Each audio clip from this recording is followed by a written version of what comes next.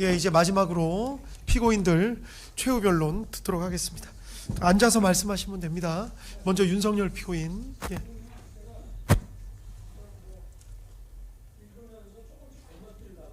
예, 알겠습니다. 예.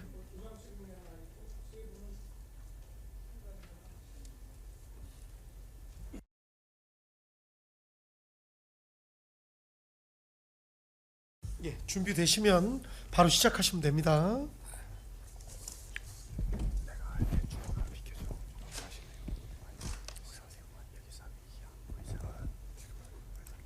존경하는 재판장님, 그리고 재판부 판사님, 1년 가까운 긴 시간 공정하고 현명한 소송 지휘로 충실한 심리를 해주셔서 깊이 감사드립니다.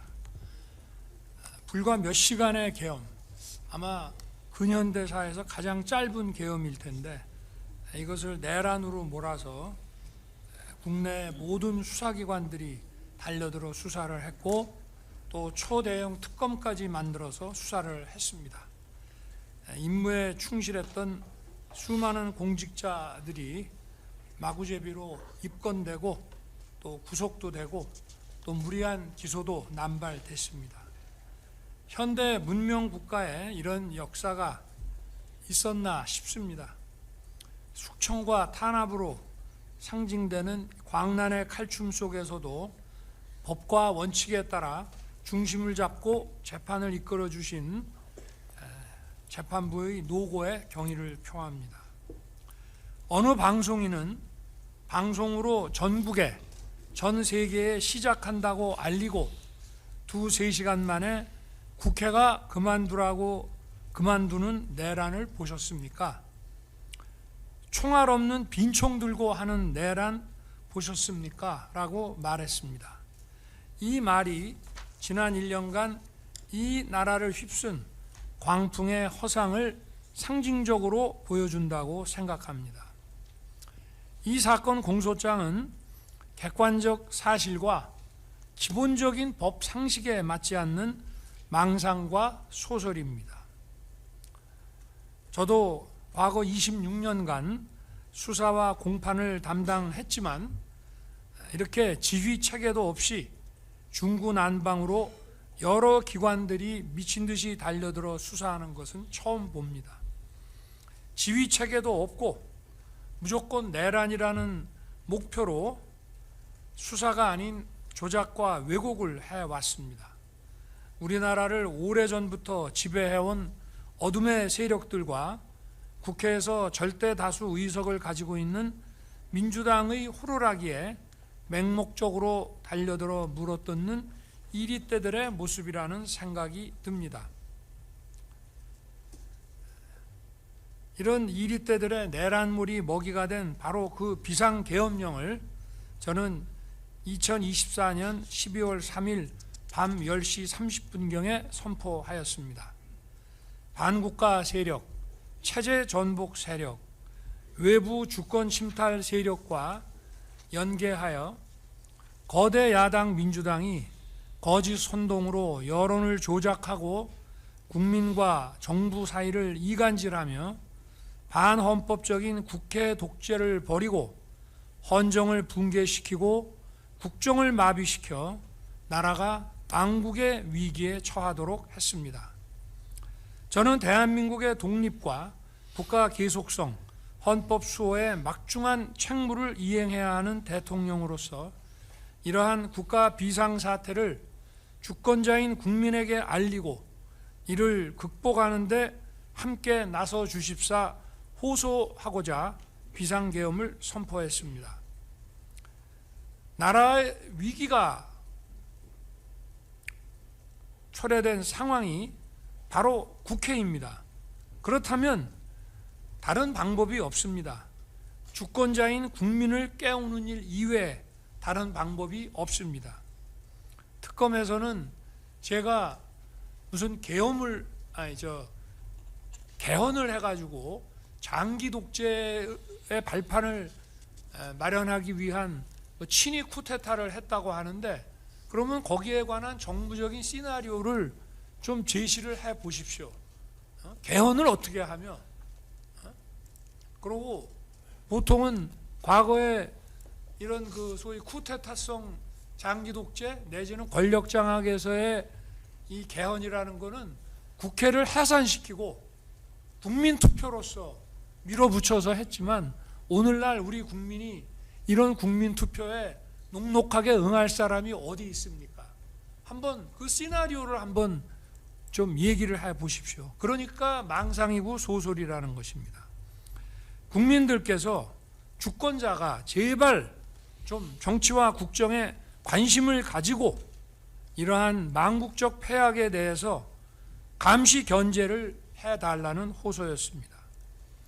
국회 경비와 질서 확보를 위해 투입된 소수 병력 중 일부는 비무장 상태로 국회 담벼락 아래 앉아 있었고 일부는 빈총만 들고 국회 마당에 수천 명의 군중에 둘러싸여 폭행을 당했습니다.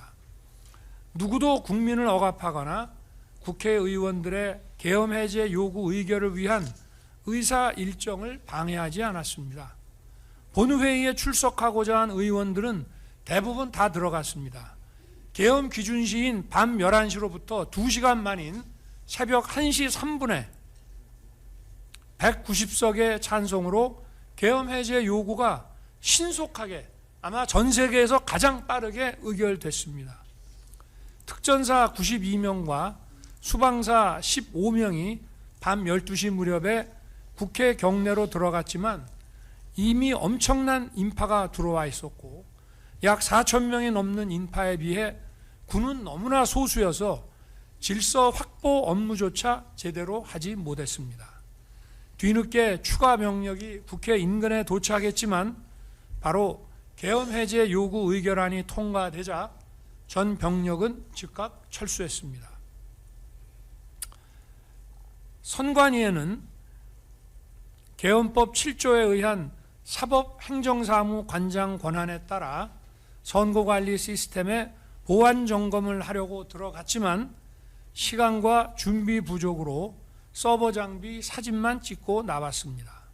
그동안 선거 소송에서 가짜 투표용지가 다량 발견됐고 불과 1년 전인 23년 하반기 국정원의 보안 점검 결과 선관위는 국가기관이 갖춰야 할 기준에 현격히 미달하고 외부 해킹에 무방비한 심각한 상황이 드러났기 때문입니다. 이제는 국민들도 이런 사실을 다 알고 계십니다. 선거제도는 대의민주주의의 통치 질서를 형성하는 핵심적인 제도이고 민주주의의 역사는 바로 투표권 쟁취의 역사입니다. 자유민주국가에서 선거 관리는 투명성과 공정성이 확실하게 담보되어야 합니다. 그럼에도 불구하고 선관위가 투명하고 공정한 검증을 거부하고 있었기에 선거관리의 중요성과 국민적 관심을 고려해서 점검하도록 한 것입니다. 공정한 선거는 국민 통합의 기초가 됩니다. 당연히 국가 안보와 번영의 주축도림은 더 이상 설명할 필요가 없습니다.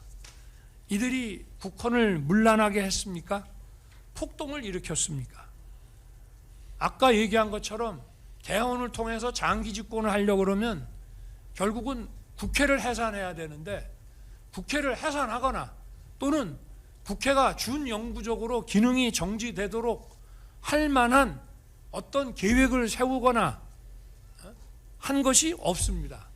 또 폭동이라고 하는 것은 그러한 국헌 문란의 목적에 쓰이는 폭동이어야 되는데 그런 폭동 자체가 없었습니다. 이 내란이라는 것은 뭐 집합범죄이기 때문에 누가 뭔 짓을 하든지 간에 다 똑같이 책임을 진다. 맞습니다. 그러나 기본적인 이 국헌 문란과 이 폭동이라고 하는 이 범죄의 고의는 같이 가지고 있어야만 되는 것입니다. 여기에 가담했다고 하는 오늘 이 자리에 있는 이 피고인들도 이런 고의가 전혀 없는 사람들입니다. 국헌문란에 고의도 없고 뭐 초과 그 주관적 요소라는 목적도 없을 뿐 아니라 폭동한다는 의식도 없는 사람들입니다.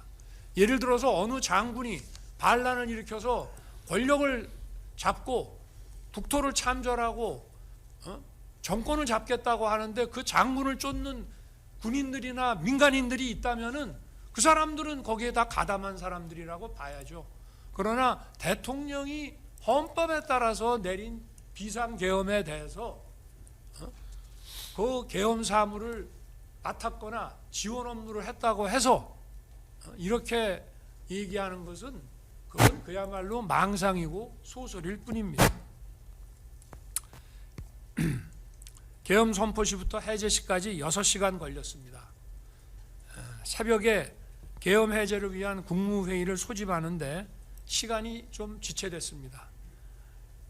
국회의 계엄 해제 요구 결의안이 통과됐는데 대통령이 국방부 지하에서 국회법 책이나 보고 앉아가지고 국무회의 소집을 태만히 했다 하는데 그렇지 않습니다. 비서실에서 벌써 국무회의 소집을 시작했습니다. 그렇지만 이게 새벽에 나오는데 시간이 좀 걸린 것뿐입니다. 그래서 국무위원들이 빨리 안 오기 때문에 일단 국방장관과 계엄사령관을 불러서 군의 계엄 상황을 먼저 종료시키라고 했고, 그래도 기다리는데 국무위원 소집이 다 안 되다 보니 제가 먼저 계엄 해제 대국민 담화를 했습니다.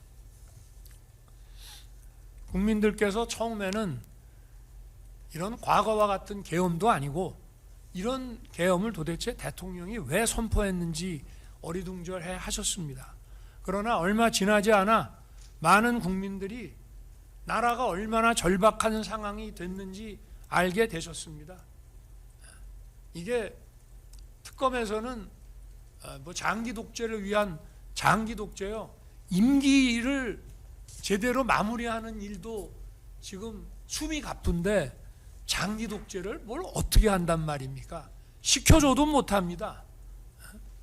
그런데 나라가 얼마나 절박했는지 국민이 아주 안온한 상태에 있었다는데 그렇게 생각하니까 바로 이 탄핵과 내란 무리에 찬성하면서 이렇게 적극적으로 수사도 하는 거 아니겠습니까?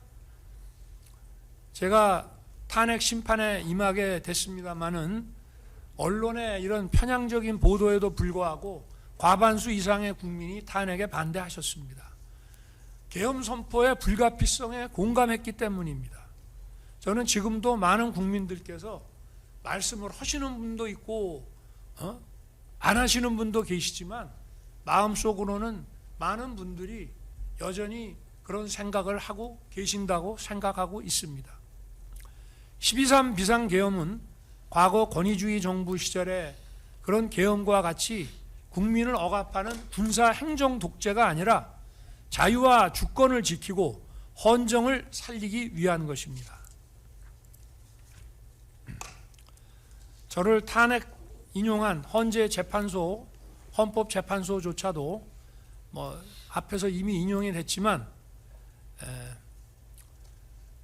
행정부 수반이자 국가 원수인 대통령이 야당 전횡으로 국정이 마비되고 국익이 현저히 저해되어 가고 있다고 인식해서, 국익이 현저히 저해된다는 것은 핵심 국익을 계속 저해한다는 건 뭡니까? 애국 세력입니까? 반국가 세력입니까?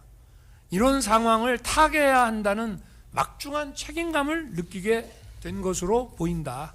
그래서 계엄 선포, 그리고 그에 수반한 조치, 그 수반한 조치가 뭡니까? 국회에 질서유지 병력을 투입하고 선관위에 보안 점검 인력을 투입한 것이 계엄 선포에 수반한 후속 조치입니다. 딱 두 가지 했습니다. 국정 최고 책임자로서 피청구인이 가지게 된 이런 책임감에 바탕을 둔 것으로 이해할 수 있다라고 설시했습니다. 계엄에 반대하든 찬성하든 이것은 폭동과 국헌문란하고는 관계가 없다는 얘기입니다. 체제 전복 세력과 반국가 세력들, 우리나라 많습니다. 없습니까? 엄청나게 많습니다. 2022년 3월 대선 직후부터 아직 취임도 하지 않은 대통령 당선인을 상대로 선제 탄핵 시위를 벌이기 시작했습니다. 대선 불복이었습니다. 12.3 비상계엄 선포 전까지 무려 178회의 퇴진 탄핵 시위가 지속적으로 이어졌고, 적의 적은 같은 편이다라고 해서 이 집회에는 거대 야당인 민주당 인사들도 연단에 섰습니다. 단순한 일부 반정부 시위가 아니고 제도권과 연계된 조직적인 퇴진 탄핵 시위였던 것입니다. 간첩단 사건에서도 간첩들은, 이건 뭐 간첩단 사건 수사에서 한두 군데 나오는 것이 아니고요, 수원 사건이며 충북 사건이며 창원 사건이며 뭐 모든 간첩단 사건에서 다 등장하는 겁니다. 자유민주주의와 한미동맹에 충실한 윤석열 정부를 수단 방법 가리지 말고 흔들고 마비시키라는 지령을 받고 있었고, 이러한 북한 지령 226국이라고도 하고 통전부라고도 하죠. 전파 공유하면서 쉴 새 없이 국내의 많은 세력들과 국론을 분열시켜 왔고, 민주당도 결국은 윤석열 정부 흔드는데 이들과 연계해서, 민주당은 뭐냐? 국회의원으로서의 권한이 있기 때문에 헌법상 입법부의 권한을 남용해서 공직자들을 줄탄핵하고 입법 예산 폭거를 하면서 국정을 마비시켰습니다. 선출된 정부 국정과제 이행에 필요한 입법의 발목을 잡아 일할 수 없게 만든 거, 22년도에 아까도 설명했습니다마는 우리가 대선 공약과 국민이 그거 보고 찍어준 거 아닙니까? 그리고 인수위에서 만든 국정과제, 그거 시행하기 위해서 법안 77개를 제출했지만 단 하나도 통과시켜주지 않았습니다. 이거는 우리 헌정사에 유례가 없는 것입니다. 이것뿐만이 아닙니다. 그 이후부터 자유민주주의와 시장경제라는 헌법 질서, 우리 안보와 경제의 주춧돌인 한미동맹, 북핵 위협에 대응하기 위한 한미일 안보 협력에 충실하게 매진하는 정부를 거대 야당이 아까 말한 그런 체제 전복 세력, 반국가 세력들과 손을 잡고 국회의 헌법상 권한을 남용함으로써 식물정부로 만들어 갔습니다. 우리가 일본이 좋아서 일본하고 손잡은 줄 아십니까? 북한의 핵미사일 위협에 대응하기 위해서 한국과 일본, 한미일 간의 해군 공군 협력은 불가피한 것입니다. 특히 북핵 위협에 대응하기 위한 한미 동맹을 핵 기반으로 강화했습니다. 그게 바로 23년 국빈 방문 때 맺었던 워싱턴 선언입니다. 또 한미일 해공군 협력을 통해서 공동으로 북한의 미사일에 대응하는 것을 집요하게 방해했습니다. 2024년 여름에 북한의 우크라이나전 대규모 참전과 이에 대한 대가로 러시아의 지원이 있었습니다. 이것이 우리 안보에 심각한 경고등을 켜게 만들었습니다. 첨단 무기 기술과 자금이 들어오게 된 것입니다. 또 현대전의 총알라고 하는 이 드론전 참관도 매우 기묘한 상황이었습니다. 신원식 당시 국방장관이 우크라이나 전선에 모니터 팀을 파견하려고 했습니다. 거대 야당은 극력 반대하며 신원식 장관의 탄핵을 추진했습니다. 법사위에서부터 시작했습니다. 북중러 편에 서서 국방장관을 쫓아내겠다고 한 것입니다. 결국 그만뒀습니다. 그리고 신원식 장관이 안보실장으로, 경호처장이 국방장관으로, 안보실장은 여러 가지 이유 때문에 장관급 대통령 외교안보 수석 비서관으로 순환 발령을 낸 것입니다. 그런데 이러한 인사가 무슨 계엄과 내란을 위한 인사라고 하는데, 그러니까 소설이고 망상이라고 하는 것입니다. 자유민주주의에 충실하게 나가려는 정부가 아무 일도 못하게 경제와 민생에 관한 입법을 거부하면서 위헌적인 법률을 양산하고 안보와 경제를 짓밟았습니다. 핵심 국익을 훼손하는 법률을 반복 상정함으로써 대통령의 거부권을 유도해서 국론 분열을 야기했습니다. 국정원의 대공수사권 폐지에 이어서 국가보안법 폐지를 추진함으로써 체제 전복을 빌드업했습니다. 국보법이 폐지되면 인공기 흔들고 다니고 차에다 부착하고 다녀도 아무 문제 안 되는 거 아시죠? 국가기밀과 첨단 산업 기술이 중국으로 줄줄이 유출되는 심각한 현실에서 간첩죄 개정도 반대했습니다. 중국의 반간첩법에 대한 최소한의 상호주의 대응도 못하게 했습니다. 국가안보에는 방산기술과 산업인프라 확충, 방산시장 확대와 방산협력 국가 간의 연대가 매우 중요합니다. 거대 야당이 장악한 국회는 방산 수출에 국회 동의를 받으라는 법안을 추진해서 자유진영 국가들과의 안보 협력에 칼을 들이대고 북중러가 반대하는 방산 수출에 제동을 걸고 방산기술 보완을 위태롭게 했습니다. 지금은 방산 수출할래도 쉽지 않습니다. 우리 방산 수출하는 이 무기의 핵심 기술들이 대부분 미국 겁니다. 미국이 오케이 안 해줍니다. 지금은. 핵심적인 안보 예산에 대한 거대 야당의 폭거를 보면 기가 막힙니다. 북한의 핵과 미사일 공격에 신속하게 대응하기 위한 감시 정찰 자산과 미사일 방어 요격 시스템 사업 예산을 대폭 삭감해서 사업 추진이 불가능하게 만들었습니다. 북핵과 미사일에 대한 확실한 대응은 안보뿐만이 아니라 국가 위험도를 줄임으로써 투자 유치와 경제 활성화에 매우 기여한 것입니다. 또 국방 인력의 허리에 해당하는 부사관과 초급 간부에 대한 열악한 처우로 이 사람들이 전부 퇴직을 합니다. 이건 매우 중요한 일입니다. F-35 몇 대 가지고 있는 것보다 이런 전문성 있는 인력을 장기 근무로 유도하는 것이 우리 국방력 강화에 또 국방력이 훼손되지 않게 막는 것에 아주 결정적으로 중요한 것입니다.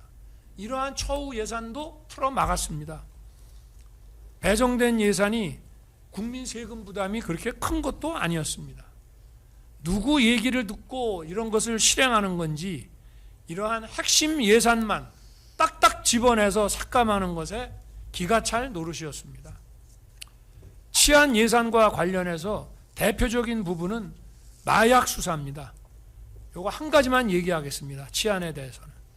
마약 수사를 막기 위한 인건비 삭감과 특활비 폐지입니다. 이거 수백억입니다. 민주당 정부 때에도 마약 수사 조직을 경찰로 일원화했습니다. 이 마약 수사는 관록과 실력 있는 검찰의 마약 수사 조직, 여기 뭐 과거에 검찰 강력부에 계시던 분도 있습니다만은 이 마약 수사 조직이 엄청난 관록을 가지고 있었는데 이거 전부 폐지하더니 이번에는 아예 경찰 수사 예산까지 삭감했습니다. 마약은 미래 세대를 병들게 하는 것뿐만이 아닙니다. 여러분 혹시 초안전이나 하이브리드전 책을 읽어보셨는지 모르겠지만 마약 시장을 장악한 세력은 모든 범죄 시장을 장악합니다. 그래서 초안전이나 하이브리드전의 대상 국가의 정치, 경제, 사회를 장악하게 됩니다. 오늘날 이 수단 방법을 가리지 않는 이 부도덕한 초안전, 하이브리드, 비전투 전략 전술에서 바로 이 마약전에 대한 국가적 대응이 얼마나 중요한 건지 알면서도 일부러 무시하고 있는 것입니다. 왜 민주당은 마약 대응에 이토록 소극적이고 움츠러드는지 이해할 수가 없습니다. 이 마약 수사라고 하는 것은 단순한 마약의 문제가 아니라 이건 국가적 대응으로 확실하게 국가 안보 차원에서 막아야 되는 것입니다. 그러면 이게 도대체 어느 나라 정당이고 어느 나라 국회입니까? 검찰 수사권과 수사활동비 폐지와 아울러서 부패와 금융 사기 사건을 전문성이 부족한 기관에 몽땅 넘기고 반대 세력과 정적을 탄압하기 위해서는 초대형 특검을 만들어서 천문학적인 혈세를 쏟아붓고 토끼머리식 수사와 소설로서 여론 선동에 열중하고 있습니다. 우리 정부 당시에 공직자 줄 탄핵은 22건이 발의돼서 일부는 사퇴하고 일부는 소추돼서 직무정지가 됐습니다. 탄핵 심판에는 보통 6개월에서 9개월, 길게는 1년 넘게 걸리는 경우도 있습니다. 후임자 사퇴를 해도 후임자 선정, 인사검증, 청문뿐만이 아니라 조직 장악하는데, 그 다음에 해당 기관 직원들도 새로운 업무 방침에 적응해야 되고 어마어마한 기회비용이 들고 행정이 마비됩니다. 검사들 탄핵도 많이 했죠. 이거 위축돼서 이런 수사사법 업무하기 어렵습니다. 그리고요, 저도 검찰에 있을 때 징계도 받아보고 3번이나 징계를 받았습니다. 제가 수사를 하다가. 그런데 이 검사에 대한 압박은요, 판사도 여기에 대해서 간접적으로 위축되고 압박을 느낍니다. 우리 헌정사 70년간 공직자 탄핵 발의, 특히 소추는 거의 없었습니다. 우리 정부에서만 비상계엄 전까지 22건, 저에 대한 탄핵 결정 전까지는 무려 30건에 이릅니다. 저를 탄핵 소추한 다음에는 총리를 탄핵 소추하고 부총리까지 탄핵하려고 했습니다. 헌법재판관 임명 때문에 그랬습니다. 이게 과연 정상적입니까? 제가 탄핵 소추 결정이 나고 나서 후임 헌재 재판관 임명 때문에 내각을 줄탄핵하겠다고 했습니다. 또 대법원장 탄핵 얘기까지 나왔습니다. 국회에서 다수 의석만 가지면 입법 예산 폭거와 무고한 공직자 줄탄핵을 마음껏 하라고 대한민국 헌법이 허락했습니까? 이것은 분명한 헌법상 권한남용이고 헌법의 정신과 취지에 명백히 위반되는 반헌법적인 것입니다.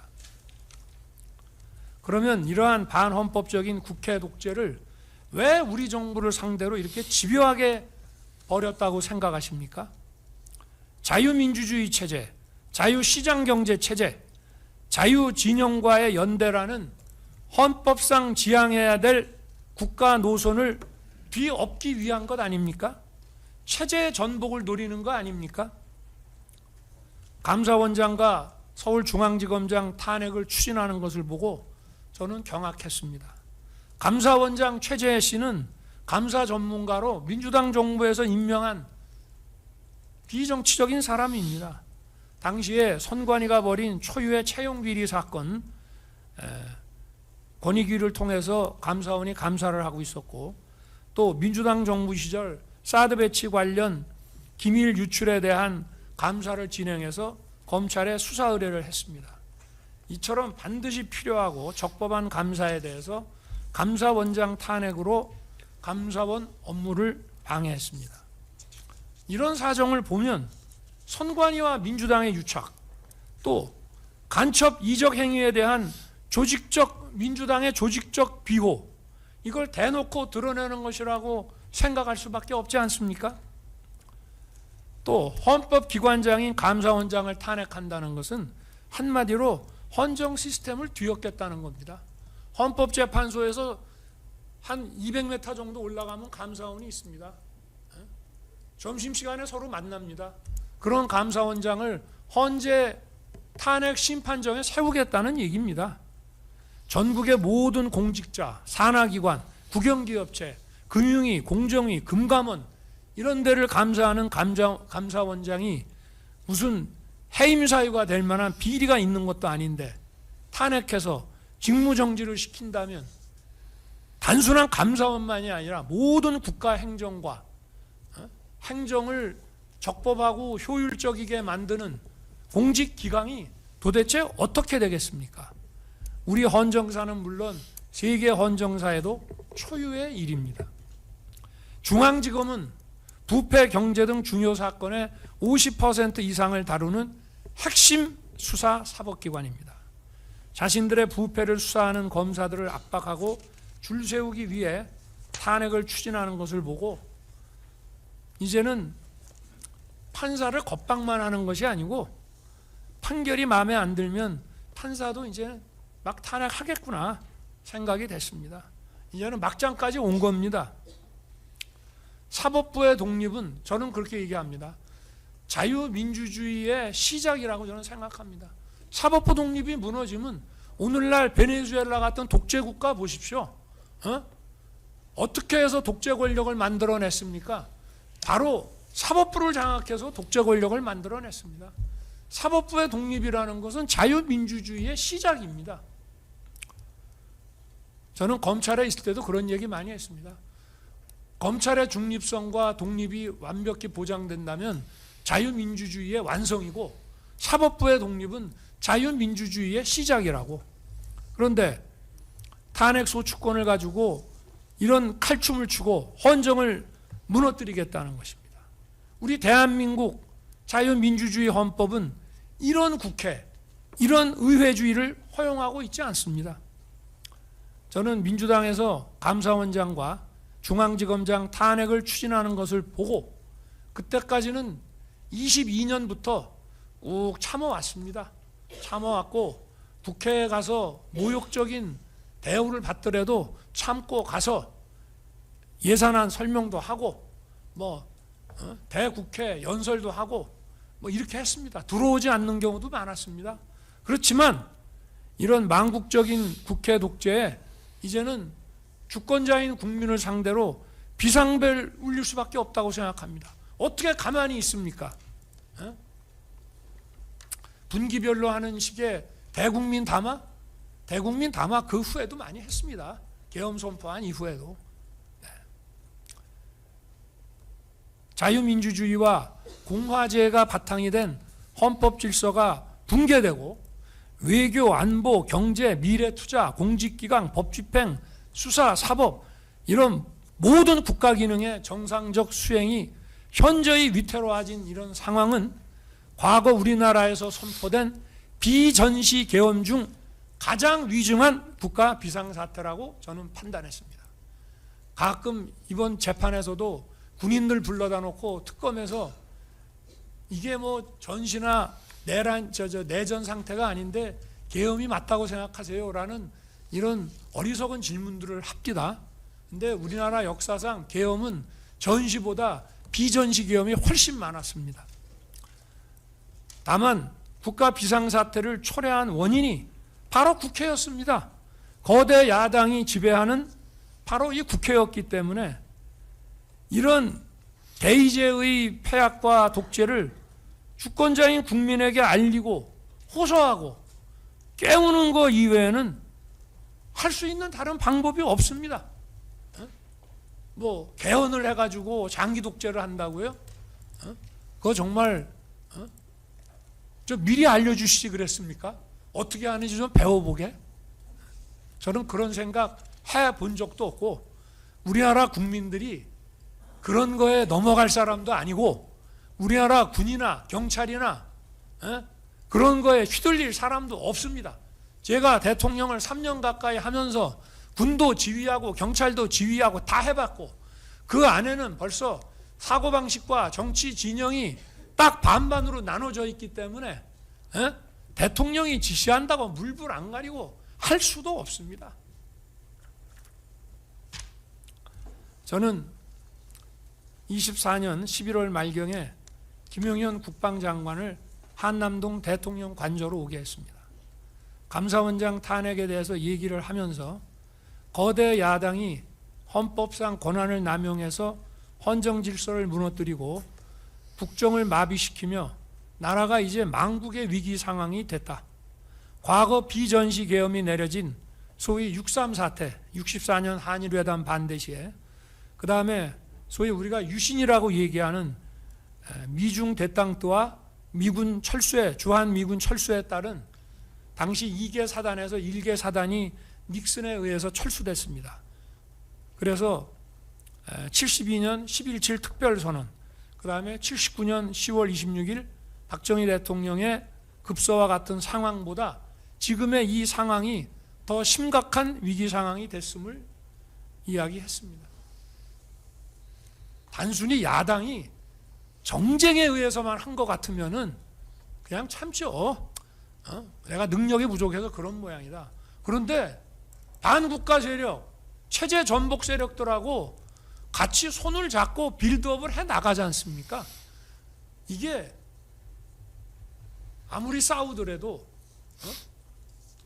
국경 바깥에서는 서로 손을 잡아야 된다고 합니다. 아무리 정쟁을 해도 핵심 국익에 대해서는 같이 가야 되는데 핵심 국익까지 반국가 세력들하고 한편이 돼서 윤석열 정부 흔드는 데는 우리도 이해관계가 같다. 그리고 실제 또 얼마나 침투해 있는지도 알 수도 없습니다. 뭐 야당을 다 반국가 세력으로 보느냐? 그거는 저도 모릅니다. 증거가 없어서. 그러나 해온 행동을 보면 그들과 손잡고 연계하고 힘을 합친 것 한두 번이 아니다 이 말입니다. 거대 야당이 헌법상 권한을 남용해서 헌정을 파괴하고 있지만 나는 헌법상 대통령의 국가긴급권을 헌법의 틀 안에서 행사하겠다. 주권자인 국민에게 호소해서 깨우고 각성하게 하겠다. 이런 얘기를 했습니다. 그리고 헌법상 국가 비상사태 선언은 비상계엄 선포입니다. 바로 비상계엄 선포라는 것은 나라가 비상사태에 놓여 있다는 것에 대한 선언입니다. 그리고 나머지 군사 행정적인 것은 바로 헌재가 얘기하는 그 후속 조치입니다. 그래서 합참 근무도 많이 하고 또 이런 계엄 매뉴얼도 잘 아는 김용현 장관한테 검토해서 보고해달라고 지시했습니다. 그러나 대통령의 기본적인 가이드라인은 몇 가지 분명히 했습니다. 자, 이거는 과거 계엄하고는 다르다. 과거 계엄처럼 할 수도 없어요. 제가 군을 이때까지 2년 6개월을 지휘를 했지만 군 인사도 많이 해봅니다마는 이런 과거 계엄같이 하고 싶어도 할 수가 없습니다. 대한민국에서는. 이런 여소야대 상황이기 때문에 아마 계엄 해제가 짧으면 반나절, 길면 하루 안에 계엄 해제 요구가 될 것이니까 그걸 염두에 둬야 된다. 그래서 또 실시간 방송을 통해서 계엄 선포 대국민 담화를 할 것이다.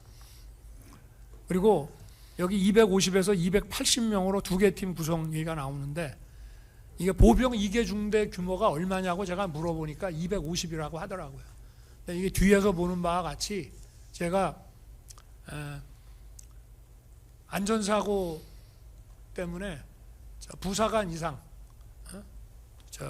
사병은 투입하지 말라고 하니까 그럼 편제를 거기에 맞추려고 하면 딱 250에 못 맞춘다. 280 정도까지는 돼야 된다 해서 250에서 280명으로 두 개 팀을 구성해서 한 개 팀은 국회에 몰려들 인파들에 대한 질서 유지, 한 개 팀은 몇 군데 선관위 전산 시스템 서버 소재지에 각각 나눠서 몇십 명씩 보내서 보안 시스템을 점검하고 국정원이 1년 전에 지적했던 망분리, 방화벽, 비밀번호 문제 등이 시정됐는지 이것만 확인해 보라고 했습니다. 또 출동 병력에 대해서는 실탄은 절대 소지하지 말고 부사관 이상으로, 그 다음에 중요한 거 계엄 선포 대국민 담화를 한 후에 소속 부대에서 출발시켜 절대 미리 출발시키지 말라고 했습니다. 이거는 뒤에 나오는 거와 마찬가지로 또 국회에 들어갈 사람들이 빨리빨리 들어가라는 것도 여기에 포함되어 있습니다. 미리 딱 대기해 놨다가 이런 거 하지 말자 이런 얘기입니다. 또 국회에 투입되는 병력도 경비와 질서 유지를 하는 것이니만큼 국회의원과 국회 관계자의 출입과 업무는 지장 없도록 하라고 지시했습니다. 실제로 경찰 관계자 이 법정에서도 얘기를 했습니다마는 전화 국방장관한테 뭐 무슨 국회의원 출입 봉쇄해라 이런 얘기 들었다는 사람 있습니까? 저는 밤 11시 15분에 처음에는 이게 원래 국회 게이트라는 거는 생각도 안 했습니다마는 군은 아직 도착 안 하고 사람들은 몰려오니까 경찰에서 아마 질서 확보 차원에서 일시 문을 닫았던 모양인데 서울청장이 아니 법적으로 검토해 보니까 그 국회 관계자들은 신분확인해서 출입시켜야 된다. 그렇게 해서 보고가 오니까 잘했다. 그렇게 하라라고 했기 때문에 게이트는 늘 열려 있다고 생각을 했고, 그러나 10개의 게이트가 다 열려 있다는 생각은 못 했습니다. 저나 장관이나 공무원 시절에 국회 가보면 평상시에는 저녁 6시 이후에 일과 후가 되면 정문하고 그 의원회관 쪽에 경정문하고 그 옆에 문 정도, 아마 저녁 식사하고 이렇게 횡단보도로 들어오는데 한 2개 정도 문으로 출입을 시키는 것으로 우리는 알고 있었기 때문에 몰랐습니다. 문이 10개나 되는지, 그거를 일시에 열었다가 또 일시에 닫았는지, 어찌 됐든 하여튼 그렇습니다. 그리고 당시는 국회 회기 중이었기 때문에 상시 근무자와 몰려들 인파가 수천 명에 이를 것이기 때문에 250에서 80명 병력으로 질서 유지는 어려울 것이다. 국방장관도 10배가 들어가도 만만치 않을 것입니다라고 했지만, 투입 규모가 많아지면 국회 관계자들이 불안감을 느낄 수도 있고, 또 사람이 많다 보면 안전사고의 위험도 있기 때문에 일단 이 소수 투입 규모를 유지하라고 했습니다. 이거는 넘어가고요. 자, 실제 계엄선포 대국민 담화는 12월 3일 22시 23분에서 30분이었고요. 또 계엄선포 기준시는 23시 00이고 밤 11시고요. 군이 국회에 도착한 시간은 거의 밤 12시 돼서입니다. 또 출동한 병력은 특전사 92명, 수방사 40명 정도였습니다. 특전사 77명은 국회 마당에, 나머지 15명은 본관으로 들어갔습니다. 그러나 본관도 뭘 봉쇄해서 의원들을 못 들어오게 봉쇄하는 것이 아니고, 거기 있는 불법적으로 들어간 사람들 가려서 분별을 해서 출입시킬 사람과 막을 사람을 통제하기 위한 것이었습니다. 그러나 그런 임무 자체를 못했습니다. 그 안에 사람은 수백 명이 있지, 국회 본관 건물도 지하 1층에 지상 7층입니다. 거기 아마 들어가 있는 인원이 1000명도 넘을걸요. 거기 방이 몇 개입니까? 아무것도 못했습니다. 또 수방사 15명이 들어갔는데 아예 총도 내려놓고 완전 비무장 상태로 7번 출입문으로 해서 들어갔다고 합니다. 저 이거 수방사령관한테 00시 32분에 제가 보고 받았습니다.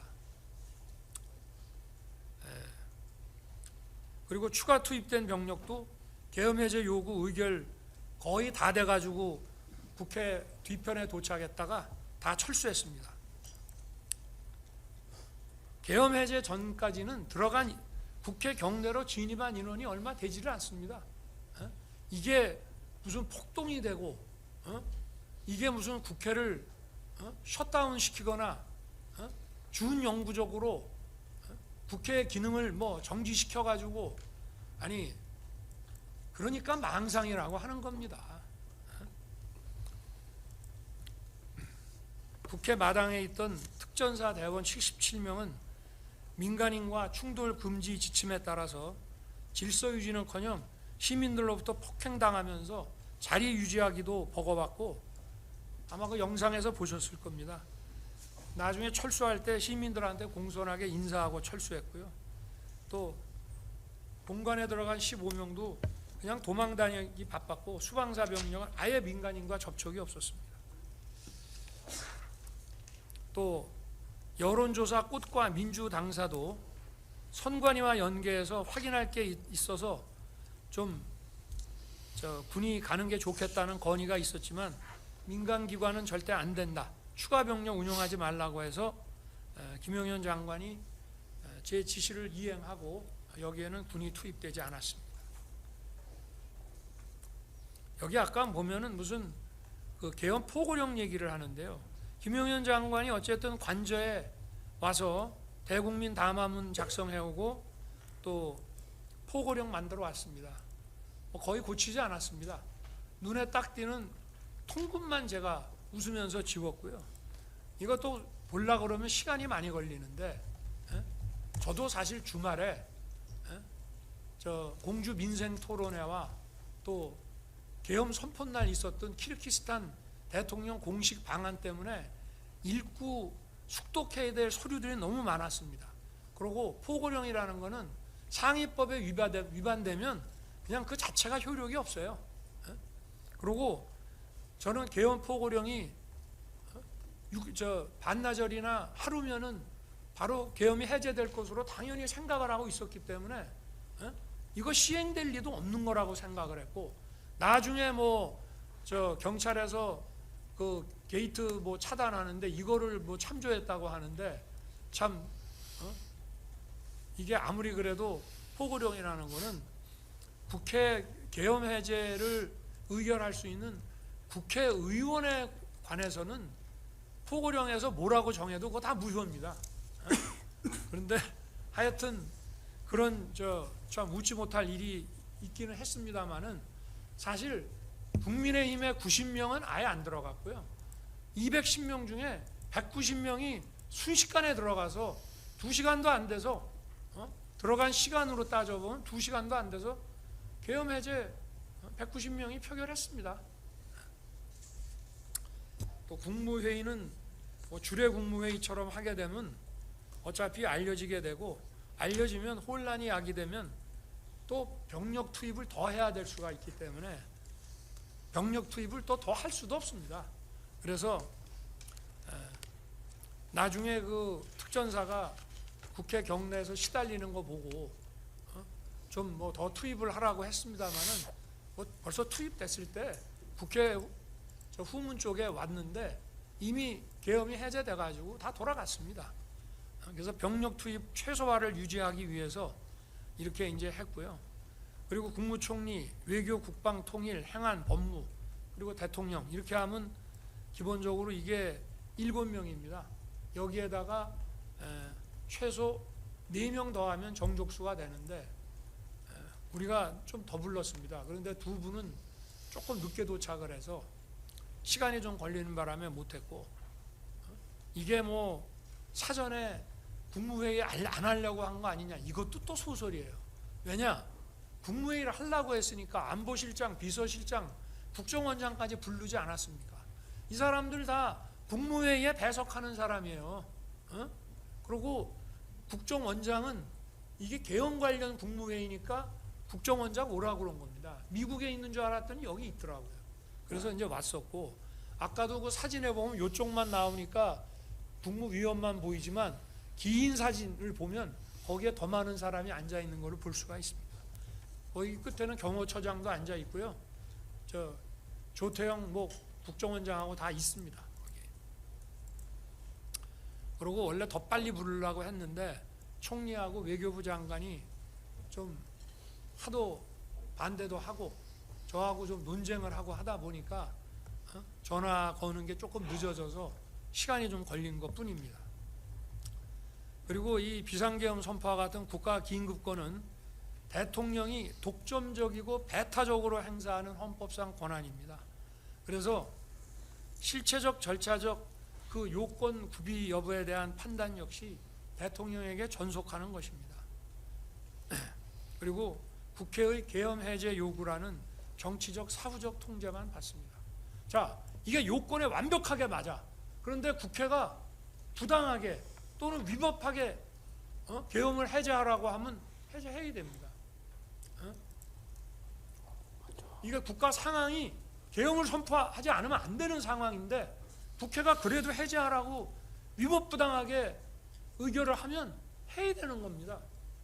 마찬가지로 대통령의 계엄 선포도 정말 이것이 뭐 처음부터 국헌문란과 내란을 획책한 거 아니면은 계엄 선포 자체는 유효한 것이고, 그리고 그 유효함을 전제로 국회는 계엄 해제 요구를 하는 것입니다. 물론 계엄 선포 이후에 유혈 사태가 발생해서 개별 행위들에 대해서 그 상당성과 책임 문제를 논하는 것은 변론입니다.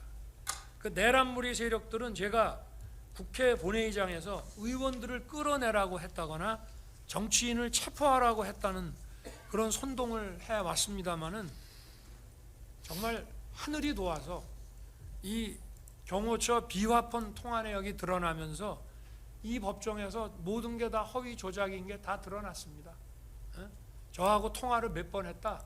통화한 시각 정확하게 나왔습니다.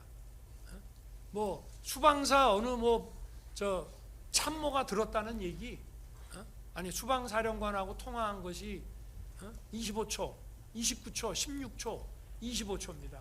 그게 다입니다. 그런데 법정에 와서 증언하는 거 보면은 앞뒤가 안 맞는 얘기를 합니다. 그러니까 이 통화 시각과 시간을 보면은 정확하게 알 수 있습니다. 여기 지금 이 자리에도 와 계시고 뭐 아까 대통령의 뭐 내가 상피곤에서 뭐라고 얘기하고 싶지는 않습니다만은 대통령의 뭐 위법한 지시를 거부했다 하는데 위법한 지시를 한 적도 없고 할 수도 없었습니다. 왜냐? 제가 전화한 시간은 경찰에서 국회의원들을 자유롭게 신원 확인하고 통과시켜주는 그 시간에만 제가 전화한 거고요. 그리고는 1시간 10분 후에 표결 들어가고 전화를 했기 때문에 월담 의원을 잡아라, 체포해라, 뭐 국회의원을 체포해라 그런 얘기를 한다는 자체가 미친 사람 아니고선 할 수가 없는 거죠. 그리고 경찰이나 군이요, 나하고 뭐 내가 옛날 무슨 하나회도 아니고 내가 뭘 믿고 물론 내가 임명한 뭐 장관급 차관급 공무원이라고 하지만 내가 뭘 믿고 택도 아닌 것을 부탁을 하겠으며 체포하면 그 다음 어떻게 할 겁니까? 자, 저는 김용현 장관이 그 사령관들한테도 계엄 선포를 알려주질 못했습니다. 왜 그렇게 했느냐? 제가 12월 2일 월요일 날로 예정된 감사원장 탄핵 발의가 무산되면 계엄 선포도 없는 것으로 하자고 했기 때문에 그렇습니다. 중앙지검장이 탄핵되면 그걸 할 수 없다. 그러나 민주당이 감사원장 탄핵은 대단히 자기들도 부담스러울 것이다. 감사원장 탄핵만 안 하면 그냥 계엄 선포는 없었던 것으로 하자. 왜냐? 준비할 게 없었거든요. 김용현 장관하고 저 사이에 그 선포문 그리고 자기가 그 계엄 매뉴얼에서 본 옛날 그 포고령 그리고 뭐 국무회의 절차가 필요하다는 거 그게 다예요. 그러니까 저하고 관저에 와서 얘기했지만 1시간 이상 대화한 적이 없어요. 실제로 아무 준비한 게 없는데 내 마음 바뀌면 안 하면 되는 것이고 그래서 저 감사원장 탄핵 발의 안 하면 하지 말자 했습니다. 그리고 감사원장 탄핵 발의를 월요일 날 하면 화요일 날 선포한다. 많은 사람들이 그런 얘기를 합니다. 아니 왜 주말에 하던가 국회 회기 끝나면 하지 그랬냐. 아니 할 거면 당당하게 해야죠. 나도 헌법상 권한에 기해서 계엄 선포하면 국회가 계엄 해제 하려면 하라 이겁니다. 그리고 국회가 계엄 해제를 해줘야지. 안 하면 더 할 게 없는데 어떻게 할 거예요? 제가 군사재판 증언을 하러 갔더니 그 판사 한 분이 묻습니다. 국회가 계엄 해제 안 하려면 계엄 해제 할 생각이 있었냐? 근데 이렇게 답변했습니다. 그 생각할 여유도 없었다. 그냥 순식간에 계엄 해제가 돼가지고 아니 예를 들어서 하루 저녁이라도 그냥 넘어갔으면 제가 계엄법 국회법 책을 왜 가져오라 그랬냐면요. 방송을 보니까 우원식 국회의장은 아니 그래도 절차를 좀 밟읍시다. 원래는 이게 법사위도 한번 갔다가 올라오고 뭐 이래야 되는데 그냥 막바로 표결을 하자 이렇게 되니까 국회의장은 절차를 밟자 그러고 그냥 합시다 이래가지고 순식간에 계엄 해제가 됐어요. 그래서 제가 계엄 해제 선포를 하려 그러면은 국회의 그 해제 요구가 다소 절차 미비는 있지만 수용하겠다고 말을 해야 될지 아니면 그런 거 없이 그냥 해야 될지 그거를 좀 보려고 국방부에서 국회법을 가져오라 했더니 국방부에는 국회법이 없는지 그 책 찾아오는데 시간이 좀 걸립니다. 그래서 그냥 사무실에 가서 민정수석한테 얘기를 했더니 민정수석이 금방 검토를 해갖고 와서 절차의 하자는 있습니다만은 그런 얘기 하지 말고 그냥 수용하는 거로 하시죠. 그래서 그러면 담화문을 직접 써라. 그렇게 해서 이제 하게 된 것입니다. 네, 네네.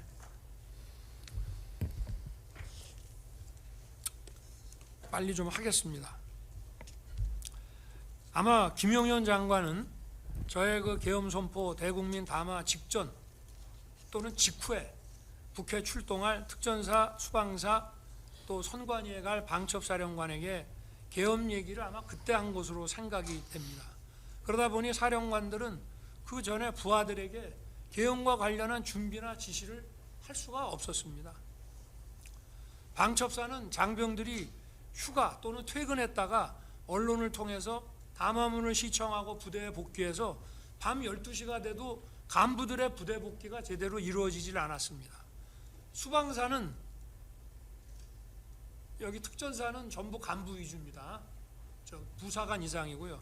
수방사는 장병하고 부사관 이상이 섞여 있는데 부사관 이상은 또 대부분 퇴근을 합니다. 그러니까 소집을 해야 되는데 소집에 늦어지니까 야간 당직 근무자 위주로 소수만 편성해가지고 통상의 수도권 주요 공공시설 경비 방어 임무만 줘가지고 국회로 갔습니다. 특전사도 707 부대는 원래 헬기로 많이 이동을 하는 모양이에요. 그래서 또 헬기로 훈련도 하고 하는 모양인데 그 운항 승인을 수방사가 한참 안 내줘가지고 또 시간이 지체됐습니다. 이렇게 각 부대 사이에도 사전에 소통이 전혀 없었습니다. 왜냐? 준비를 하나도 안 했기 때문입니다. 이 내란몰이 세력들은 이런 몇 시간 계엄, 이런 대국민 메시지 계엄을 친위 쿠데타라고 합니다. 친위 쿠데타를 이렇게 하는 거 보셨습니까? 여러분들 그 신군부가 하는 그거 뭐 영화 보셨죠? 그 뭐 영화가 사실하고 동기나 이런 데서 좀 차이가 있다라고 하지만 어쨌든 거기서 이런 식으로 합니까? 친위 쿠데타라는 거 어떻게 하는지 알지도 못하고 생각도 해본 적이 없습니다만은 이렇게 방송으로 언론에 알리고 또 사전에 준비 없이 야간 당직 근무자 소수만 데리고 하는 겁니까? 또 친위 쿠데타 한다면 선관위는 왜 갔습니까? 아니 사태를 아예 장악하고 나중에 가도 되는 거고 친위 쿠데타라고 하면 당분간 선거할 일도 없는데 선관위를 못 알아갔습니까? 선관위 보안 점검을 통해서 공정한 제도 개선을 추구한다는 것은 선거로 구성되는 헌법기관의 국민 신뢰를 높여서 북한을 문란하게 하는 게 아니라 오히려 그 반대로 북한을 더 강화하고 헌정을 지키는 거 아닙니까? 아니 상식이 있으면 생각을 해보십시오. 그래서 망상이라는 겁니다. 국민들이 각자 생계에 바쁘셔서 대놓고 얘기는 안 하지만 상식이기 때문에 다 알고 계십니다. 바보가 아닙니다. 국민들도. 경찰은 참 억울하게 됐습니다. 11월 말에 장관하고 얘기할 때부터 경찰을 투입하거나 계엄 사무에 지원 요청한다는 것은 생각도 해본 적이 없었어요. 그냥 계엄이 선포됐으니까 계엄을 선포하면 군을 최소한으로 해서 국회 질서 확보, 선관위의 보안 점검 이것만 딱 시키려고 했던 것인데 그리고 국회에 문이 뭐 10개가 있는데 열었다 닫히고 하는 것도 몰랐고 아까 얘기했지만 공무원 시절 경험으로 야간에는 아마 이런 식으로 할 것이다. 그런 정도만 생각을 했기 때문에 그런데 참 김용현 장관이 제 방에 오지 않았으면 여기 조지호 청장이나 김봉식 청장이 뭐 이런 식의 지금 어려운 상황에 처해 있지 않았을 텐데 좀 미안하게 생각합니다. 저도. 계엄 선포 당일 김용현 장관이 헐레벌떡 제 방에 왔어요. 제가 아마 저녁에 그날 이제 저 키르기스탄 대통령 공식 방안 다 보내고 또 내부에서 회의할 거 다 마치고 저녁 6시 넘어서 잔치국수 한 그릇 먹고 앉아 있는데 김용현 장관이 오더만요. 그러더니 투입되는 군 병력이 국회를 말합니다. 워낙 소수니까 이게 질서 유지가 어렵습니다. 국회 경내는 그러면 군이 가서 뭐 200 몇십 명이 한다 하더라도 국회 경외 바깥은 좀 경찰이 몰려오는 인파 좀 질서 유지하게 해줘야 되지 않겠습니까? 그래서 제가 경찰 출신이 경호처장 통해서 전화 연결을 해줄까 싶다가 저도 뭐 별로 할 일이 없었습니다. 이따가 뭐 총리나 이 사람들은 8시 좀 넘어서 올 것이고 그래서 그럼 나랑 같이 가자. 그러고 오랜만에 얼굴도 볼 겸 경찰청장하고 서울청장을 불렀습니다. 이 두 양반들은 내가 저 취임하고 여름에 취임했는데 겨울까지 저녁 한번 제가 안 먹여서 그날 저녁 주는 줄 알고 서울청장은 술 마시게 되는 줄 알고 차도 놓고 왔다는 거예요. 그렇게 가볍게 온 겁니다. 와서 아까도 10분 안 걸렸다는데 정말 용산에서 출발해서 이 두 사람들을 만나고 다시 돌아가기까지가 다 해서 1시간도 안 걸렸으니까 만난 시간이 한 10분 정도 되는 것 같습니다. 그래서 무슨 뭐 자세한 얘기할 겨를도 없었고요. 그냥 국회 바깥에 좀 처음에는 이따 상황이 생길지 모른다 하다가 나중에 이제 그래도 계엄 얘기를 좀 해주는 게 좋겠다고 해서 뭐 내가 얘기했는지 장관이 얘기했는지 모르지만 하여튼 계엄 얘기가 그 자리에서 나왔고 그러나 상황이 생길지 모른다 했으니 계엄이 선포될지 안 될지 이 두 사람은 모르고 그날 간 거예요. 그러니까 바깥에 있다가 좀 나중에 되면 그때 가서 좀 국회 담 가까이 좀 와가지고 질서 유지를 좀 해달라. 그리고 이 사람들 보고 당신들이 국회 게이트를 열어라 닫아라 이런 얘기 한 적이 없어요. 국회 문을 닫을 생각도 못했고 만약에 한다면은 군이 도착해서 국회 경내 질서 확보를 할 군이 만약에 필요하면 그 경정문하고 뭐 이런 것들을 좀 출입 그 통제를 하지 않을까 정도만 생각을 했습니다. 근데 확실히 경찰은 상례적으로 질서 유지라는 치안 이런 걸 하다 보니까 이제 제가 밤 11시 15분에 서울 경찰청장한테 전화를 해서 그 상황이 어떠냐 하니까 이렇게 얘기하더만요. 저는 나이가 먹어도 기억력이 아주 좋습니다. 그래서 제가 비아폰 통화 내용 나오기 전에도 아마 우리 변호인들도 내가 누구하고 언제쯤 전화했다고 하는 그 시간 이런 게 비아폰 통화 내용 나온 거하고 횟수나 이런 게 되게 일치하는 걸 많이 보셨을 거예요. 내가 처음에 딱 전화를 하니까 조지호 청장이 약간 불만인 듯하게 뭐냐면 이게 군의 일인데 경찰은 바깥만 지키면 되는데 아니 군이 안 오고 사람은 몰려오니까 우리가 할 수 없이 질서 유지 때문에 문을 일단 닫았다. 근데 서울청장이 저 김봉식 청장이 이거 법적으로 검토해 보면은 국회 관계자들은 들여보내야 된다. 그래서 들여보내고 있습니다. 라고 하길래 제가 딱 첫 마디가 이거예요. 김봉식 청장이 수사통이라 법을 잘하네. 잘하고 있네. 그렇게 하시오. 그게 다입니다. 그래서 저는 끝날 때까지 그렇게 계속 간 줄 알고 있었고 또 저는 경찰청장한테 34분까지 그 15분부터 34분까지 5번 전화했어요. 그때는 다 들어갈 때입니다. 국회 관계자들. 그런데 뭐 체포를 해라, 뭐 월담 의원을 체포해라. 웬 체포회의가 그렇게 나옵니까?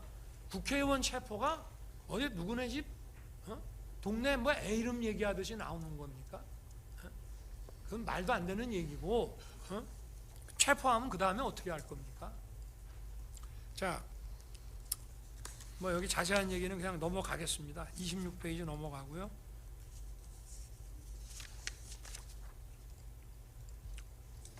네, 28페이지도 넘어가겠습니다. 이 법정에서 이미 다 신문을 했기 때문에요. 그 다음에 제가 29페이지 보면은 어쨌든 계엄 해제 후에 의결 후하고 해제 후하고 조지호 청장하고 김봉식 청장한테 전화해서 경찰이 의원들 출입시키고 초동 조치 잘해서 계엄이 빨리 해제됐다라고 아주 일 잘했다고 격려 전화도 했습니다. 그리고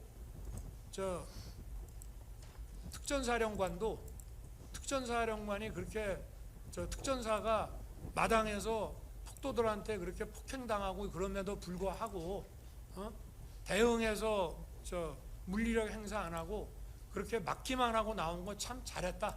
특전사가 참 잘해서 잘 끝났다라고 나중에 그런 엉터리 같은 얘기 할 줄은 모르고 장관 통해서 격려 좀 하라 그랬습니다. 그리고 수방사령관에게는 제가 계엄 해제 해제요구 결의안이 통과되기 전에 4번 전화를 하는데요. 그게 23시 33분에 40초 합니다. 그거는 아직 도착 못했다. 가고 있다고요. 그 다음에 00시 32분에 29초 하고 00시 34분에 16초 00시 36분에 25초 이렇게 12시 반경에 3번 통화를 하는데요. 첫 번째 통화는 아까 같이 무기 다 내려놓고 뭐 10몇 명 들여보냈습니다 라는 보고를 받은 거고요. 그 다음에 자기가 자꾸 안으로 들어가려 하더라고, 수방사령관이. 그래서 경찰이 관리하는 문이 있다. 나는 이제 경정문인데 갑자기 경정문 이름이 생각이 안 나서 의원회관 쪽, 그쪽으로 가봐라. 거기 아마 경찰이 관리할 것이다 라고 얘기를 했고, 또 수방사령관도 이 법정에서 하여튼 무슨 통화를 했는지가 잘 기억이 안 나지만 어쨌든 대통령하고 통화하고 나서 저도 김봉식 서울청장한테 전화한 거 보니까 그 얘기 들은 거는 맞는 것 같습니다. 이렇게 얘기를 하고 있습니다. 제가 이걸 책임을 떠넘기기 위한 것이 아니라 제가 알았으면은 만약에 야 포고령이고 뭐간에 다 집어넣어 라고 얘기를 했을 거예요. 물론 뭐 210명 중에 190명이 들어갔으니 특별히 못 들어간 사람 빼놓고 대부분은 다 갔다고 봐야 되지만 어쨌든, 그리고 이 법정에서도 수방사령관이 자기가 12시쯤 도착해서 보니까 막 담 넘는 사람들도 경찰이 이렇게 뒤에서 엉덩이 받쳐갖고 넘겨주더라는 겁니다. 자, 수방사령관도 이 법정에서 이런 얘기 했습니다. 당시에 언론에서 가짜 뉴스들이 막 쏟아지고 이 사람은 이렇게 증언했네, 저 사람은 저렇게 증언했네 막 들이대니까 기억이 안 나는 얘기도 막 하게 되는 것 같더라, 그런 얘기도 하고요. 또 사람들은 헌재의 탄핵 인용의 결정적인 증거가 곽종군, 홍장원의 증언, 또 한덕수 총리의 증언, 이런 것을 들고 있습니다. 그런데 헌재 탄핵 심판에서 비화폰 통화 내역과 CCTV 영상이 제시됐다면은 참과 거짓의 증언들이 좀 명쾌하게 분별이 될 수 있지 않았겠나, 그런 생각이 많이 아쉽습니다.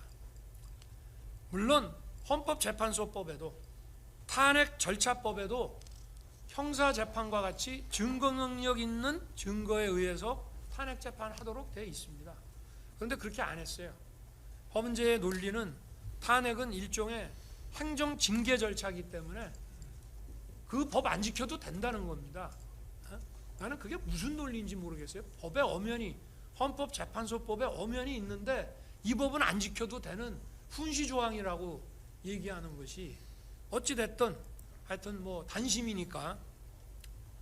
그런데 다른 공무원도 아니고 전체 국민이 직접 선출한 약 1800만 표를 얻어서 된 최고의 민주적 정당성을 가진 대통령을 그런 식으로 재판에서 탄핵했다는 것은 참 안타까운 일입니다.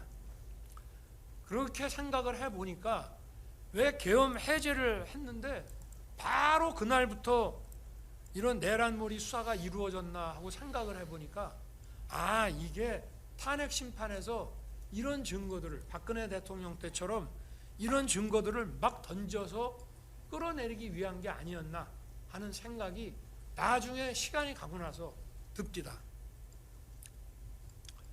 저는 계엄 해제 요구 국회 의결이 있자마자 하여튼 뭐 아까 같이 군을 철수시키고 국무위원 소집을 기다리다가 계엄사령관하고 장관을 불러서 군 계엄 상황을 종료시키라고 했고, 그래서 김용현 장관이 즉시 화상으로 전군 주요 지휘관 회의를 엽니다. 원래 이것도 국무회의 심의를 하고 대통령의 공식적인 계엄 해제 선언이 있어야 군이 계엄 상황을 종료시키는 전군 지휘관 회의를 하는 겁니다. 그러나 먼저 하라 그랬습니다. 그래서 아마 2시에서 3시 사이에 한 거로 알고 있습니다.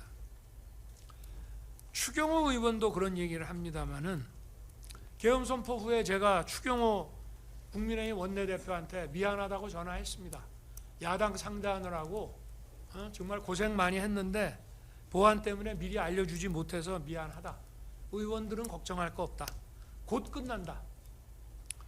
그리고 추경호 의원도 대통령이 자기에게 전화해서 국회가 절차 밟아서 해제 요구 의결하면 즉시 해제한다 라고 제가 했다고 증언했습니다. 공소장에도 비슷한 얘기가 기재되어 있는 것으로 압니다. 저는 계엄 선포 전날인 2012년 2월에 공주 민생토론회와 산성시장 방문, 12월 3일 키르기스탄 대통령 공식 방한 행사를 모두 소화했습니다. 이 민생토론회는요, 한 2시간 이상 대통령이 직접 상대해야 되는 거기 때문에 이거 공부 많이 안 해가지고 자료 숙도 안 하고 가면 아주 생방송되면서 망신 떨기 딱 좋은 행사입니다. 거기다가 외국 대통령의 공식 방한은요, 그냥 비즈니스 런치가 아니고 국빈 방문하고 우리가 비용을 다 대주거나 또는 무슨 이런 거 몇 가지만 빼면은 똑같습니다. 소인수 회담부터 하는 게 똑같아요. 그래서 여기에 대해서도 준비해야 될 게 많은데 이거를 제가 토요일, 일요일, 주말에 이거를 전부 소화를 하면서 시간을 보냈고요. 그러다 보니 김용현 장관이 가지고 온 거 꼼꼼하게 못 본 과오도 있습니다. 네, 다 했어요 이제. 네네. 그리고 이런 공주 민생 토론회와 키르기스탄 대통령 공식 방한 행사장에서 제 모습 언론에 나온 걸 보신 분들은 제가 어떤 긴장감이나 초조함 없이 자연스럽게 이런 것들을 소화했다는 것을 보여주고 있습니다. 키르기스탄 대통령이 2시에서 3시경에 갔는데 또 남아있는 내부 회의도 다 했습니다. 친위 쿠데타를 기획했다면은 이런 행사들을 연기했거나 아니면 계엄 선포일을 다른 날로 잡았을 것입니다. 더욱이 국회 회기 중이고 평일이어서 즉시 국회 본회의가 열릴 수 있다는 점을 생각을 하면 본회의를 무력화시키거나 방해할 의도가 만약에 있었다면 왜 이날 하겠습니까? 바보 아닌 이상이야.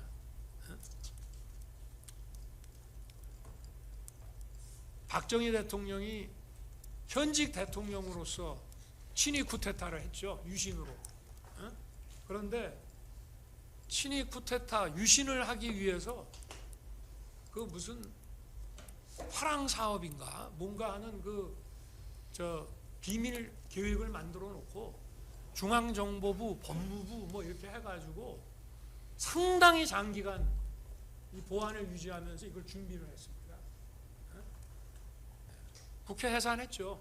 그리고 국민투표에 붙여서 유신헌법을 통과시켰고 그 유신헌법이 통과되고 거기에 따라서 72년 연말에 국회의원 선거를 임기 6년짜리를 했습니다. 상당히 장기간 해야 되는 겁니다. 이게.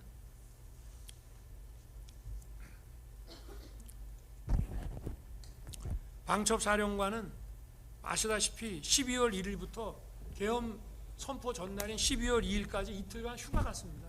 이거 뭐 위장 휴가입니까? 아닙니다. 부대원들 역시 퇴근했다가 뉴스 보고 12시가 넘어 들어왔는데 이 법정에서 드러난 사실에 의하면 방첩사는 12월 3일이 내부 인사 발표가 있어서 회식과 음주가 많아서 술 안 먹은 사람 찾기가 어려웠다고 다들 증언하고 있습니다. 그래서 술 먹은 사람 들어오지 말라고 그랬다는 거예요. 또 수방사는 계엄 당일 저녁에 주요 간부 부부 동반 만찬이 있었습니다. 대부분 또 퇴근하다 보니까 소집에 시간이 걸렸고 당직 근무자 위주로 인원이 편성돼 있었던 거예요. 사전 준비를 하지 않았던 거죠. 저도 이런 메시지 계엄에 대해서 별로 준비할 것도 없고, 그리고 뭐 긴장할 이유도 없습니다. 이게 정치 지형을 송두리째 바꾸는 초법적인 조치가 아니라 이런 국정 마비와 헌정 붕괴의 위기 상황을 국민들께 알리고 주권자를 깨우기 위한 조치. 저는 이 국민을 깨우는 게 무지하게 중요하다고 봅니다. 이 종북 주사파 또 반국가 세력, 체제 전복 세력과 싸우는 거는요, 국가관이 제대로 서 있고, 또 건전한, 또 나라를 사랑하는, 자유와 정의를 아끼는 이런 국민들이 많이 깨어 있어야 이걸 이겨내가는 거지. 그럼 뭐 그 사람들을 다 어떻게 할 겁니까? 다 잡아낼 거예요? 잡아낸다고 없어집니까? 오히려 더 역효과가 나서 세월이 지나면 더 반국가 세력이 더 단단하게 구축이 되기 때문에 이런 강압적인 조치 가지고 못 없앱니다. 정신 차리고 깨야 돼요. 그래서 이런 국정마비 상황을 주권자들을 깨우게 하는 그런 조치였기 때문에 저는 계엄 해제하고 새벽에 관저로 돌아와서 그래도 안전사고 없이 그래도 군인들이 잘 참아줘서 참 다행이다 그러면서 좀 안심하고 휴식을 취했습니다. 계엄을 해제하고 났더니 바로 뭐 내란 어쩌고 하면서 떠들길래 하도 어이가 없어가지고 내란이라고 그러면 내가 뭐 국회를 문을 닫거나 또는 뭐 반영구적으로 국회를 셧다운을 시키거나 뭘 해야 되는 거 아닙니까? 그런데 그런 내란무리 하는 거 보고 뭐 원래 그런 사람들이 계속 그런 식으로 해온 사람들이기 때문에 뭐 좀 그러다 말려니 생각했습니다. 그리고 공수처가 서부지법에 체포영장 청구했다는 얘기 들었을 때도 제가 헌재 탄핵 사건의 변호인인 김홍일 저 변호사님한테 전화해서 얘들이 아마 엑시트 플랜 출구 전략 세우려는 거 아닌가요? 내란죄 수사권이 없으니까 이 영장이 기각되면 이제 경찰이나 뭐 이렇게 해서 넘기려고 하는 거 아니겠습니까? 순진하게 이제 그렇게 생각을 했습니다. 그리고 그때는 탄핵 소추 사유에 내란이 들어가 있어서 국민의힘 의원들도 상당수가 214명이 나왔으니까 한 20몇 명이 그 도장을 찍어 준 겁니다. 그래서 그 국헌문란과 폭동이 안 된다는 것만 헌재에서 잘 설명을 하면 뭐 군인들 중에 일부 구속되고 한 사람들도 있지만 다 정리가 되겠거니 이렇게 순진하게 생각을 했던 것이죠. 그러니까 이런 바보가 어떻게 친위 쿠데타를 합니까? 친위 쿠데타 할 정도 되면은 눈치가 빨라야죠. 정치적 후각이 뛰어나야죠. 그렇지만 탄핵 반대 여론이 높아지고 국민들이 또 국가의 위기 상황에 대해서 계몽됐다면서 응원해 주는 걸 보고 내가 울린 비상벨이 그래도 효과가 있구나. 결국은 국민들을 깨우고 청년이 제대로 정신 차리고 알게 되면 나라는 구할 수 있다고 저는 생각을 하고 있습니다. 결국 국민이 깨쳐야지 자유민주주의 국가에서 뭐 감옥에 집어넣는다고 해결이 됩니까? 해결 안 됩니다. 더 오히려 어떻게 보면은 인성이 더 강한 그런 반국가 세력을 더 키우는 것밖에 안 됩니다. 그래서 저는 26년간 검찰에서 많은 수사를 했지만 이런 뭐 정치적 음모 그리고 이런 치밀한 수사라는 이름으로 이런 내란몰이가 기획되고 진행되는 줄 꿈에도 생각을 못했습니다. 1월 3일에 공수처가 저를 체포한다고 관저에 봤을 때도 관저가 군사시설 보호구역이라 출입 수색이 안 된다는 거는 뭐 검사면 누구나 다 알 텐데 그냥 저렇게 쇼하다가 말겠거니 이렇게 생각을 했는데 또 뭐 집원도 수색영장에 하나밖에 없고 나머지 10개 집원이 영장에도 없다는 거예요. 뭐 영장의 입법 기재는 뭐 둘째를 치고 그러고 이제 돌아갔습니다. 그런데 1월 15일 날 수천 명의 경찰하고 저렇게 막 밀고 들어오는 거를 보고 유혈 사태를 막기 위해서 제가 체포에 응했는데 이게 내가 본 국가 위기보다 실체가 더 심각한 지경이구나 그런 생각을 하게 됐습니다. 정말 얼토당토하는 수사를 하고 수천 명의 경찰을 동원해서 대통령을 체포하겠다. 이거는 상당 기간 헌법기관인 대통령의 권능 행사를 저지시키는 겁니다. 어마어마한 경찰 폭동을 동원해가지고 이거야말로 정말 내란이라고 하지 않을 수가 없습니다. 참 이런 내란몰이 세력들이야말로 정권 획득이라는 걸 위해서는 헌정 붕괴고 국정 마비고 국익이고 이런 거 상관 안 하는 사람들이라고 하는 것을 더 확실하게 깨닫게 됐습니다. 12.3 비상계엄이 몇 시간 만에 해제되고 1년이 넘게 흘렀습니다. 그러나 아직도 정적과 반대 세력을 숙청하고 탄압하려는 내란무리는 계속되고 있습니다. 민생경제 위기 경고등이 심하게 울리고 있고 또 자유진영과의 연대 균열 등 국가 위기에는 아랑곳하지 않고 있습니다. 그러나 많은 국민과 청년들이 계엄령이 나라의 심각한 상황을 깨우치게 해준 계몽령이 되었다고 알고 있습니다. 그리고 이것이 국가 위기 상황에서 불가피한 대통령의 헌법상 결단이었다는 공감도 아직 많이 해주고 계신다고 저는 생각합니다. 저는 이미 탄핵 소추 직전인 2024년 12월 12일 대국민 담화, 또 공수처 체포 직전인 2025년 1월 15일, 이거는 담화라기보다 제가 페이북에 올렸습니다. 그냥 시간이 없어서. 그때는 체포에 응해야 될 상황이라. 또 헌재 탄핵 심판에서 2025년 2월 25일 최종 의견 진술을 통해 3차례에 걸쳐서 12.3 비상계엄에 관한 제 입장을 일관되게 말씀드렸습니다. 그때나 지금이나 하나도 변한 거 없습니다. 다만 오늘 진술은 그 후 드러난 비화폰 통화 내역과 또 제가 법정에서 본 법정 증언 등을 통해서 확인된 실체를 더해서 말씀드리는 것입니다.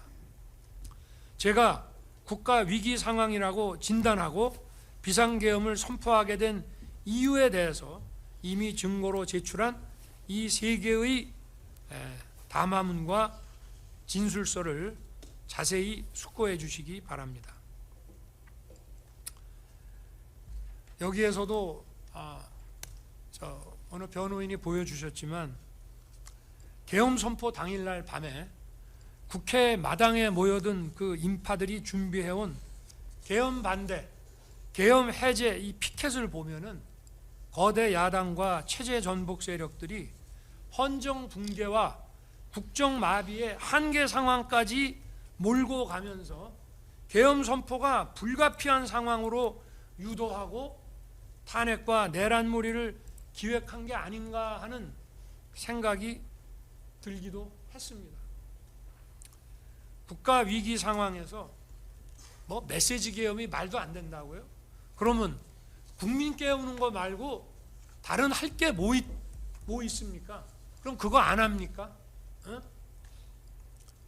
주권자를 깨우는 비상계엄 선포에 따라서 그 임무를 수행한 군 관계자와 공직자들이 내란몰이에 희생돼서 고난의 시간을 겪고 있습니다. 아니, 이 사람들 대통령이 선포한 계엄에 따라서 일한 사람들입니다. 아무리 무슨 그 내란죄라는 거는 뭐 집합범죄라 뭐 어떤 한 사람이 한 것도 다 책임져야 된다 하더라도, 기본적으로 국헌을 뒤집고 뭐 어디 국토를 잠탈하거나 참탈하거나 참절하거나 또는 헌법기관을 뒤엎어버려 갖고 해산시키고 하는 일에 내가 가담한다, 도와드린다, 어느 장군을 위해서 하는 뭐 그런 생각이 있어야 그 사람들한테 누가 한 거라도 다 똑같이 책임을 지우는 거지, 그런 거 없이 어떻게 하겠습니까? 근데 이 사람들 다 아무 죄가 없습니다. 또 나라를 진정 사랑하고 자유와 정의를 지키려는 많은 국민들과 청년들도 좌절과 고통의 시간을 보내고 있습니다. 안타까운 마음을 금할 수가 없습니다. 모두 제 부족함의 소치입니다. 제가 좀 더 똑똑했더라면 정말 이러지 않았을 텐데, 그런 생각이 많이 듭니다. 제가 너무 순진하지 않았나. 지금 제가 할 수 있는 일을 구치소 안에서 하나님한테 기도드리는 것밖에 없습니다. 고초를 겪고 있는 군 간부 또 공직자분들, 여기 보니까 민간인도 2분 계시던데 이분들, 또 정직하고 선한 우리 국민들과 청년들 좌절하지 말게 해달라고 하루에도 몇 번씩 기도드리고 있습니다. 하나님의 은총과 축복이 함께 하실 것으로 생각합니다. 그리고 이 나라를 굳건히 지켜주실 것으로 믿습니다. 이 사건이 갖는 헌법적 함의와 대통령으로서 국가 위기 상황에서 헌정 붕괴와 국정 마비를 막으려 했던 엄중한 책임감에 대해서 살펴주시기를 부탁드립니다. 그것은 결코 국헌 문란이 될 수 없습니다. 국회를 해산시키거나 국회의 문을 해산에 준하는 장기간의 기능 부전을 시키거나 또는 선관위를 없애거나 장기간 선관위를 어떻게 기능을 못하게 하거나 그럴 의도가 있었다는 거 전혀 없습니다. 아까 무슨 비상 입법기구 국방장관이 안을 만들었으니까 그게 국보위 아니냐? 여러분, 국보위도요 국회 해산하고 만든 겁니다. 국회 해산하고 개헌을 어떻게 할지가 서야 국보위를 어떻게 만들지가 나오는 것이고, 예산 문제는 그건 일도 아닙니다. 기재부 장관한테 줬다는 것은 기재부 일이라고 준 겁니다. 만약에 법률 전문가인 제가 봤으면 벌써 용어부터 이런 거 좀 잘 손을 봤겠죠. 그러니까 그런 거 가지고 국보위라고 얘기하려면 국보위 어떻게 했습니까? 국회 해산하고 했잖아요. 국회를 해산하려면 어떻게 해야 됩니까? 강력한 군권을 가지고 전국을 그야말로 장갑차와 탱크로 평정을 해야 됩니다. 그런 거 시도라도 했습니까? 그러니까 망상과 소설을 그만 쓰라, 이런 얘기를 하고 싶은 것이고요. 그 베이철 변호사가 충분히 설명을 했기 때문에 이 정도 하겠습니다. 고된 일정 속에서 충실하게 늦은 시간까지 또 이렇게 장기간 심리해 주신 재판부에게 정말 감사드립니다. 또 방청과 중계를 통해 사건의 실체를 확인하고 응원해 주신 국민들께도 감사드립니다. 나라를 살리고 헌정을 지키기 위한 대통령의 헌법상 국가 긴급권 행사가 내란이 될 수가 없습니다. 재판부의 현명한 판단을 부탁드립니다. 감사합니다.